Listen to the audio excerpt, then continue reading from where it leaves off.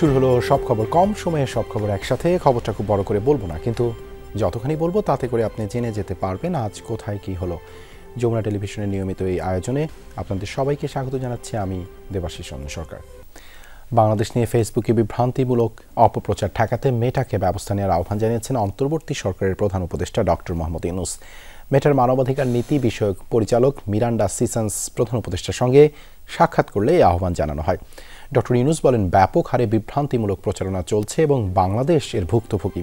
July August গণ অভ্যুত্থানের অর্জনকে নস্যাৎ করতে কিছু দেশ থেকে বাংলাদেশের বিরুদ্ধে বিভ্রান্তিমূলক প্রচারণা চালানো হচ্ছে বলে উল্লেখ করেন তিনি। মেটা পরিচালক সিসন্স প্রধান উপদেষ্টাকে মেটার মানবাধিকার নীতি ব্যাখ্যা করে বলেন, তাদের প্ল্যাটফর্ম ব্যবহার করে কেউ যেন বিভ্রান্তি ছড়াতে না পারে সেজন্য তারা সতর্ক। প্রধান উপদেষ্টা মেটাকে তরুণ উদ্যোক্তাদের জন্য প্রযুক্তিকে আরও সহজ করার আহ্বান জানান। পরে প্রধান উপদেষ্টার প্রেস সচিব শফিকুল আলম ব্রিফিংয়ে জানান, শেখ হাসিনার হেইট স্পিচ তদারকির জন্য মেটা পর্যবেক্ষণ করবে। এছাড়াও আওয়ামী লীগের যেসব পেজ থেকে ভুল তথ্য ছড়ানো হচ্ছে মেটা তা দেখে পদক্ষেপ নেবে। মেটার এখানে থার্ড পার্টি আছে যারা মেটার হয়ে ইনভেস্টিগেট করে, ঠিক আছে, তারা দেখছে যে কোথা থেকে ওই সোর্স অফ মিস ইনফরমেশন কোথা থেকে হয়। আগের গভর্নমেন্ট যেটা করতো সেটা হচ্ছে যে তারা যারা ভালো ইউটিউবার, যারা ভালো ফেসবুকে কমেন্ট করছে কিন্তু তাদের ওয়াইড ফলোইং আছে, তার এগেইনস্টেও তারা অ্যাকশনে যেত। মেটার কাছে এক ধরনের ট্রাস্টেড বিষয়টা এখানে।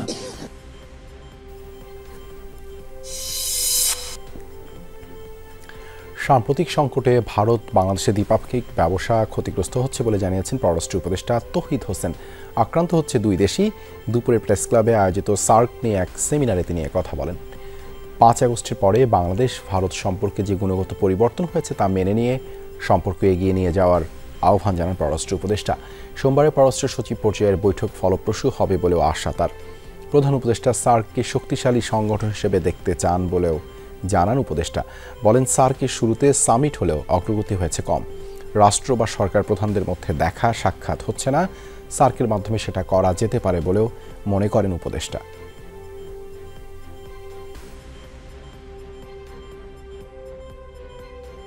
গত 2-3 মাস যাবত যে ব্যবসায় মন্দা যাচ্ছে দ্বিপাক্ষিক, সেটা কি শুধু বাংলাদেশকে এফেক্ট করছে? শুধু বাংলাদেশকে এফেক্ট করছে না, এত বড় অর্থনৈতিক দেশ ভারত, তাকেও কিন্তু এফেক্ট করছে। পরিমাণটা হয়তো প্রপোর্শনালি হয়তো অত বেশি না, কিন্তু এফেক্ট কিন্তু করছে। আপনি কলকাতার অর্থনীতি, পশ্চিমবঙ্গের অর্থনীতি যথেষ্ট ক্ষতিগ্রস্ত হচ্ছে এটার কারণে। এটা আমরা আশা করব যে এই অচলাবস্থা আমরা কাটিয়ে উঠতে পারব। ভারতীয় হাইকমিশন অভিমুখে যৌথ প্রতিবাদী পদযাত্রা করেছে বিএনপির 3 অঙ্গ সংগঠন। পুলিশি বাধার পর প্রতিনিধি দল স্মারকলিপি দেয় হাইকমিশনে, যেখানে বলা হয় ভারতের নিরাপদ আশ্রয়ে থেকে বাংলাদেশের পরিস্থিতি অস্থিতিশীল করার চক্রান্ত করছে শেখ হাসিনা। সেই সাথে পতিত সরকারের পুনর্বাসনে চক্রান্ত করছে ভারতের অতি উগ্রবাদী গোষ্ঠী ও কিছু মিডিয়া। সমতা বজায় রেখে শ্রদ্ধাশীল সম্পর্ক রক্ষায় ভারত সরকারের ভূমিকা প্রত্যাশা করা হয় এই পদযাত্রা থেকে। বিএনপির 3 গুরুত্বপূর্ণ তরুণ সংগঠন, ছাত্রদল, যুবদল ও স্বেচ্ছাসেবক দল আগরতলায় বাংলাদেশের সহকারী হাইকমিশনে হামলার প্রতিবাদে এই যৌথ পদযাত্রা শুরু হয় বেলা 11টার পর। রামপুরা ব্রিজের কাছে এসে পুলিশের বাধার মুখে পড়ে পদযাত্রা। এরপর শান্তিপূর্ণ কর্মসূচি থেকে বিএনপির 3 অঙ্গ সংগঠনের 6 নেতৃবৃন্দ স্মারকলিপি নিয়ে ভারতীয় হাইকমিশনে যান।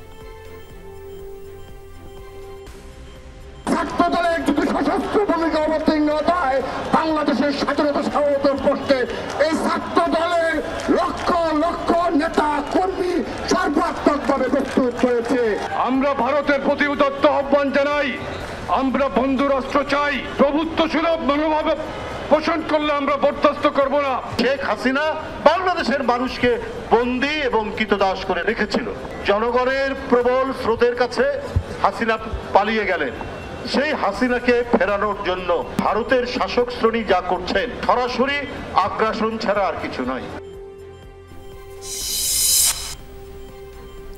ক্ষমতায় গেলে সর্বদলীয় সরকার গঠন করবে বিএনপি বলেছেন দলের ভারপ্রাপ্ত চেয়ারম্যান তারেক রহমান। বিভাগীয় কর্মশালায় ভার্চুয়ালি বক্তব্যে তিনি বলেন, বিএনপির প্রতি মানুষের যে আস্থা তা ধরে রাখতে হবে। সরকার গঠনের সুযোগ পেলে জুলাই আগস্ট সহ গত 15 বছরের শহীদদের স্মরণে স্থাপনা নির্মাণ ও সহায়তার প্রতিশ্রুতিও দেন তারেক রহমান। তিনি বলেন, সাম্প্রদায়িক সম্প্রীতি নষ্টের ষড়যন্ত্র করছে আওয়ামী লীগ। ক্ষমতায় টিকে থাকার জন্য শেখ হাসিনা সব জায়গায় বিভেদ তৈরি করে ভারসাম্য নষ্ট করে গেছেন। জনগণের প্রত্যাশিত নয় এমন কাজ থেকে কর্মীদের বিরত থাকার নির্দেশ দেন বিএনপির ভারপ্রাপ্ত চেয়ারম্যান। সব জায়গায় বিভেদ তৈরি করে সমাজের ব্যালেন্স, দেশের ব্যালেন্সটাকে নষ্ট করে দিয়েছিল।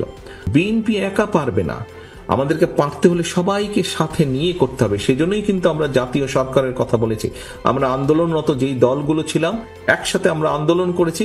আমরা চাই সকল দলকে নিয়ে এমন একটি সরকার গঠন করতে যেখানে সব মানুষ তাদের মতামত রাখতে পারবেন এবং সকলে মিলে কাজ করতে পারবেন।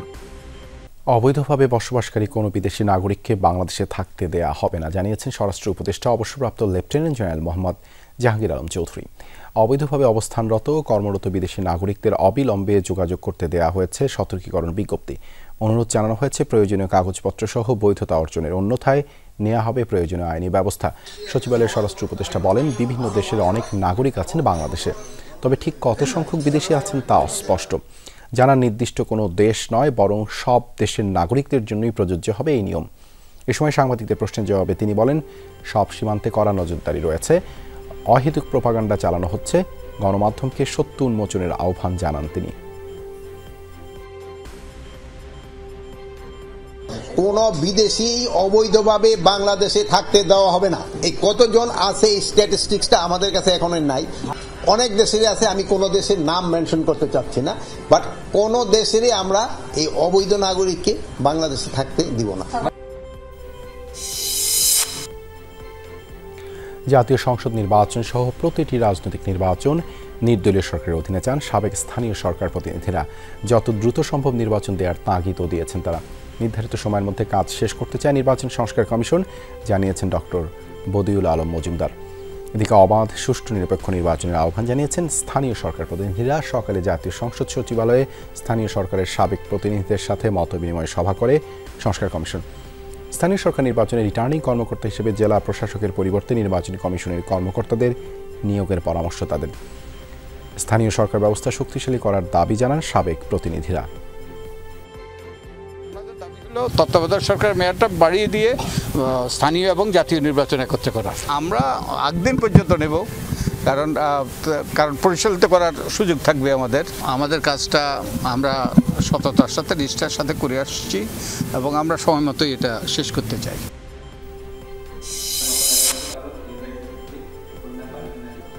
নতুন বছরে 1 জানুয়ারি বই উৎসব হচ্ছে না, জানিয়েছেন প্রাথমিক গণশিক্ষা উপদেষ্টা অধ্যাপক বিধান রঞ্জন রায় পোদ্দার। খুলনায় বিভাগীয় পর্যায়ে কর্মকর্তাদের সাথে মত বিনিময় শেষে তিনি বলেন, প্রতিটি শ্রেণীর বইয়ে কিছু পরিবর্তন করায় এবছর বই ছাপাতে দেরি হচ্ছে, তাই শিক্ষার্থীদের হাতে বই তুলে দিতেও বিলম্ব হবে। তবে জানুয়ারির মধ্যেই শিক্ষার্থীদের মাঝে বই বিতরণ করা যাবে বলে আশা করেন তিনি।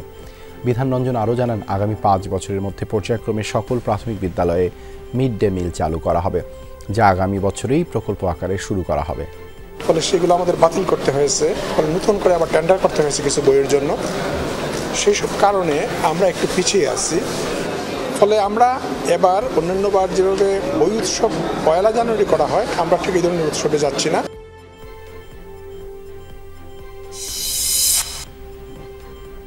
অনূর্ধ্ব-19 এশিয়া কাপ ফাইনালে ভারতকে 59 রানে হারিয়ে যুব এশিয়া কাপের শিরোপা ধরে রাখল বাংলাদেশ। টাইগারদের দেয়া 199 রানের জবাবে ভারতের ইনিংস থামে 139 রানে। দুবাইয়ে মাত্র 1 রান করে ফেরেন ওপেনার কালাম সিদ্দিক। ইনিংস বড় করতে পারেননি অধিনায়ক আজিজুল হাকিমও। এরপর রিজানের সঙ্গে 62 রানের পার্টনারশিপ করে শিহাব ফেরেন ব্যক্তিগত 40 রানে। আর ব্যক্তিগত 47 রানের মাথায় হার্দিক রাজের বলে বোল্ড হন রিজান। শেষ পর্যন্ত 5 বল বাকি থাকতেই 200 ছোঁয়ার আগেই গুটিয়ে যায় বাংলাদেশ। জবাবে লক্ষ্য তাড়া করতে নেমে শুরুতেই 4 রানে আয়ুষকে ফেরান ফাহাদ। এরপর মারুফ মৃধার শিকার হয়ে ব্যক্তিগত 9 রানে আউট হন বৈভব সূর্যবংশী। মাঝে ইকবাল ইমনের জোড়া শিকারে 73 রানেই শেষ হয় ভারতের 5 উইকেট। আর কেউ প্রতিরোধ করতে না পারলে একে একে উইকেট হারিয়ে 139 রানে গুঁড়িয়ে যায় ভারতের ইনিংস। উইন্ডিজ বাংলাদেশ ওয়ানডে সিরিজের খবর। প্রথম ম্যাচে তামিম মিরাজ ও মাহমুদুল্লাহর 50-তে 294 রানের বড় সংগ্রহ পেয়েছে বাংলাদেশ। সরকারি চাকরিতে থেকে যারা রাজনৈতিক নেতাদের মতো আচরণ করেছে তাদের বিরুদ্ধে তদন্ত করে ব্যবস্থা নেওয়া হবে, জানিয়েছেন স্থানীয় সরকার, পল্লী উন্নয়ন ও সমবায় উপদেষ্টা আসিফ মাহমুদ সজীব ভূঁইয়া। বিকেলে ঢাকা দক্ষিণ সিটি কর্পোরেশনের নগর ভবনে জুলাই গণ অভ্যুত্থান 2024-এর ফটো গ্যালারির উদ্বোধনী অনুষ্ঠানে তিনি কথা বলেন। এছাড়া গণমাধ্যমে যেসব দপ্তরের কর্মকর্তাদের বিরুদ্ধে দুর্নীতির অভিযোগ এসেছে সেগুলো যাচাই করে অভিযুক্তদের বিরুদ্ধে ব্যবস্থা নেওয়ার হুঁশিয়ারি দিয়েছেন তিনি। অনেক জনপ্রতিনিধি না থাকার কারণে বিভিন্ন স্থানে ডেঙ্গু প্রতিরোধ কার্যক্রমে ভাটা পড়েছে জানিয়ে দ্রুত কার্যকর ব্যবস্থা নেওয়ার আশ্বাস দেন। এছাড়া খাল, নদী, মাঠ সহ যেসব সরকারি জমি দখল হয়েছে সেগুলো উদ্ধারে তৎপরতা শুরু হয়েছে বলেও জানান উপদেষ্টা। যারা ইতোপূর্বে বিভিন্ন দুর্নীতির সাথে জড়িত ছিলেন, যারা সরকারি চাকরিতে থাকা সত্ত্বেও রাজনৈতিক নেতাদের মতো আচরণ করেছে, তো তাদের বিরুদ্ধে যথাযথ ব্যবস্থা নেওয়ার প্রক্রিয়া চলমান আছে। জুলাই আগস্টে পুলিশের ভূমিকা সঠিক ছিল না বলে মন্তব্য করেছেন DMP commissioner Sheikh Mohammad Sajjad Ali. Bangladesh crime reporters association ক্র্যাবের কার্যনির্বাহী কমিটির সঙ্গে বৈঠকে তিনি বলেন, জুলাই আন্দোলনে এত লোকের মৃত্যু হওয়ার কথা নয়, এতে ভারী অস্ত্র ব্যবহার করা ঠিক হয়নি। মামলা এবং গ্রেপ্তার বাণিজ্যে কিছু পুলিশ সদস্য জড়িত বলে স্বীকার করেন তিনি। ডিএমপি কমিশনার আরও বলেন, গণমামলার গণ আসামি থাকবে না। যেসব বাদী মামলা বাণিজ্য করছেন তাদের বিরুদ্ধে চাঁদাবাজির মামলা হবে। জুলাই আগস্টের ঘটনায় যেসব সাংবাদিকদের মামলার আসামি করা হয়েছে তদন্ত করে তারাও বাদ পড়বেন বলে জানান ডিএমপি কমিশনার। বগুড়ার গাবতলীতে পানি সেচ প্রকল্প নিয়ে বিরোধের জের ধরে এক কৃষককে কুপিয়ে হত্যা করেছে প্রতিপক্ষ। রোববার উপজেলার সুখানপুকুর ইউনিয়নের তেলিহাটা দক্ষিণপাড়া এলাকায় এই ঘটনা ঘটে। পুলিশ জানায়, বরেন্দ্র বহুমুখী উন্নয়ন কর্তৃপক্ষের সেচ প্রকল্প নিয়ে তেলিহাটা দক্ষিণপাড়া গ্রামের সজল ও সিরাজুলের মধ্যে দীর্ঘদিন ধরে বিরোধ চলছিল। এ নিয়ে দুজনের মধ্যে বাঁক বিতণ্ডা হয়। এক পর্যায়ে সজলকে পিটিয়ে কুপিয়ে হত্যা করা হয়। আহত হন সজলের দুই ভাতিজা। এই ঘটনার পর অভিযুক্ত সিরাজুলের বসত বাড়িতে ভাঙচুর ও আগুন দেয় সজলের স্বজনরা। হত্যাকাণ্ডে জড়িতদের ধরতে অভিযান চলছে বলে জানিয়েছে পুলিশ।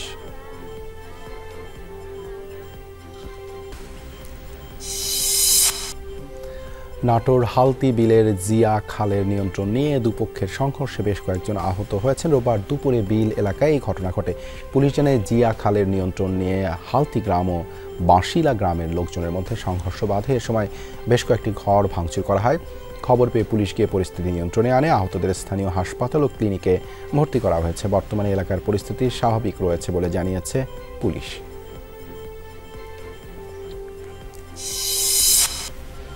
মুন্সিগঞ্জে ময়লার ভাগাড়ে পড়ে থাকা ককটেল সদৃশ্য বস্তুর বিস্ফোরণে এক শিশুর কবজি বিচ্ছিন্ন হয়ে গেছে। উন্নত চিকিৎসার জন্য তাকে ঢাকা মেডিকেলে ভর্তি করা হয়েছে।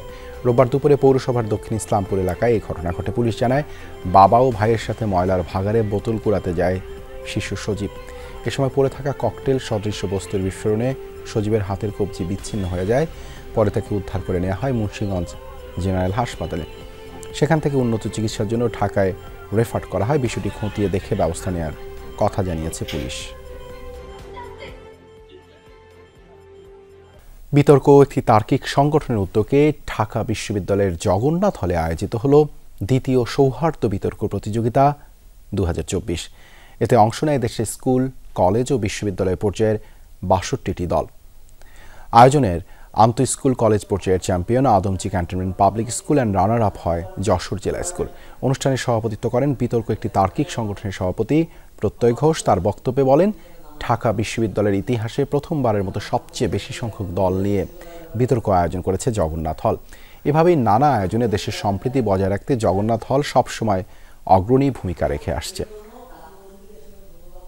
দেশ ছেড়ে পালানো সিরিয়ার স্বৈরশাসক বাশার আল আসাদ রাশিয়ায় রাজনৈতিক আশ্রয় নিয়েছেন। রুশ বার্তা সংস্থার বরাদ্দে এমন দাবি করেছে বিবিসি। বলা হচ্ছে, সপরিবারে মস্কোতে পৌঁছেছেন বাশার আল আসাদ। মানবিক কারণে তাকে ও তার পরিবারের সদস্যদের রাজনৈতিক আশ্রয় দিয়েছেন ক্রেমলিন, এমন দাবি রুশ গণমাধ্যমগুলোর। এর আগে বিদ্রোহীদের উত্থানে দীর্ঘ 24 বছরের শাসনের অবসান হয় বাশার আল আসাদের। শেষ মুহূর্তে প্রাইভেট জেটে করে পালিয়ে প্রাণ রক্ষা করেন তিনি। ধারণা করা হচ্ছিল পতনের পর মিত্র দেশ রাশিয়া কিংবা ইরানে আশ্রয় নিতে পারেন তিনি।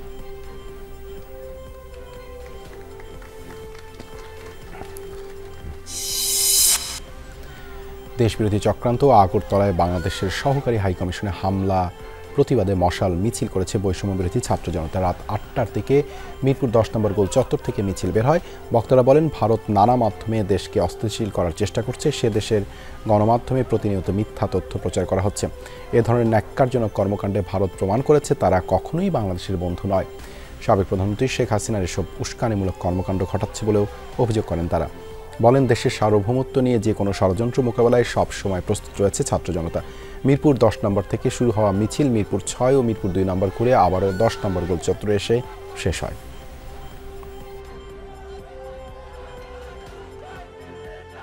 ভারতকে এটাই বলতে চাচ্ছি, যে বন্ধুত্ব সম্পর্ক যদি রাখেন, আর যদি বলেন যে না আপনারা অন্য কিছু চান, আমরা অন্য কিছুর জন্য প্রস্তুত আছি। শুভেন্দুকে হুঁশিয়ার করে দিতে চাই, বেশি বাড়াবাড়ি করবো না, বেশি বাড়াবাড়ি করলে পরিণাম ভয়াবহ হবে। ভারতীয় যেসব মিডিয়া, যেসব রাজনৈতিক নেতৃত্ব বাংলাদেশের বিরুদ্ধে অপপ্রচার করছে, বাংলাদেশের জনগণের বিরুদ্ধে অপপ্রচার করছে, সেসব অপপ্রচারের বিরুদ্ধে আপনারা দ্রুত পদক্ষেপ গ্রহণ করুন। গত 15 বছরে শেখ হাসিনা যে অন্যায় অবিচার লুটপাট করেছে তাতে সহযোগিতা করেছে পার্শ্ববর্তী দেশ ভারত। এখন ভারতের গণমাধ্যমগুলো উঠে পড়ে লেগেছে কিভাবে বাংলাদেশে অরাজকতা সৃষ্টি করা যায়। নাটোরে এমনটাই বলেছেন বিএনপি নির্বাহী কমিটির সদস্য রুহুল কুদ্দুস তালুকদার দুলু।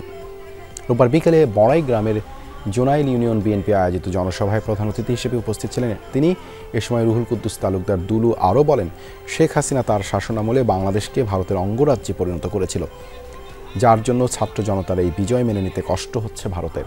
দেশের বিরুদ্ধে যে কোনো ষড়যন্ত্র দল মত নির্বিশেষে সবাইকে ঐক্যবদ্ধভাবে রুখে দেবে বলেও মন্তব্য করেন তিনি।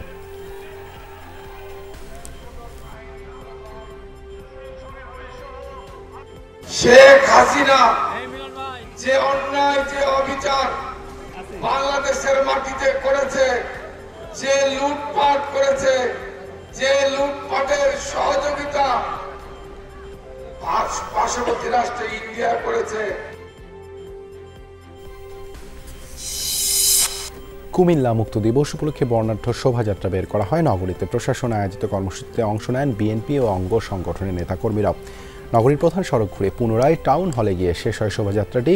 1971 সালের 8 ডিসেম্বর হানাদার পাকিস্তানি বাহিনীর কবল থেকে মুক্ত হয় কুমিল্লা। টাউন হল মাঠে স্বাধীন বাংলাদেশের জাতীয় পতাকা উত্তোলন করা হয়। ভারতকে হারিয়ে অনূর্ধ্ব-19 এশিয়া কাপে বাংলাদেশের টানা দ্বিতীয় শিরোপা জয়ে মুন্সিগঞ্জে আনন্দ মিছিল করেছে ক্রীড়াপ্রেমীরা। রোববার সন্ধ্যায় শহরের সুপারমার্কেট শহীদ চত্বরে লাল সবুজের পতাকা নিয়ে অবস্থান নেন তারা। স্লোগানে শিরোপা জয়ের উচ্ছ্বাস প্রকাশ করেন তারা। পরে বের করা হয় আনন্দ মিছিল। শহরের বিভিন্ন সড়ক ঘুরে পুনরায় সুপারমার্কেট এলাকায় গিয়ে শেষ হয় আনন্দ মিছিলটি। বিজয়ী দলের সকল খেলোয়াড় ও কোচিং স্টাফদের অভিনন্দন জানান ক্রীড়াপ্রেমীরা। এই ছিল আজকে সব খবরের আয়োজনে। এতক্ষণ সাথে থাকার জন্য ধন্যবাদ সবাইকে।